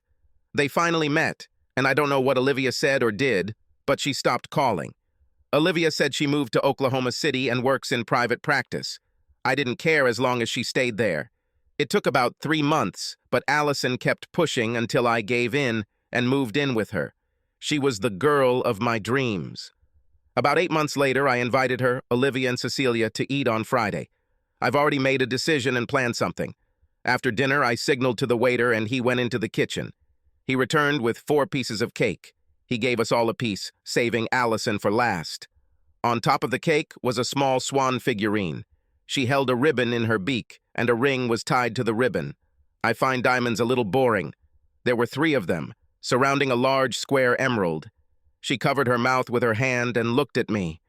Amber eyes glistened wetly. Allison, will you marry me? I asked. Oh God, yes. She practically jumped into my lap. There were squeals and kisses all around, and they dragged me into the club. I felt like the king of the world. 3. Gorgeous women escorted me into the booth, and all eyes in this place were directed at us. I knew the rest of my life would be the best. On Monday, I played golf with Jack. I actually beat him on the previous hole and played first. It was wonderful. I had a slight power shot and was about 60 yards from the pin. Excellent blow! He was stunned. Jesus, Eric, I'm going to have to up my game or start bribing Ellie to wear you down, I giggled. I'm like fine wine, Jack. The older I get, the better. He aimed his tee shot into the trees. I think you can kiss this bird goodbye, I teased him. Yes, he smiled. I think you're lucky. Subscribe to our channel so that your second chaff doesn't cheat on you, and go ahead and listen to the next story, because this story is nothing compared to the next one. If you're under 18, don't even think about listening to the next one.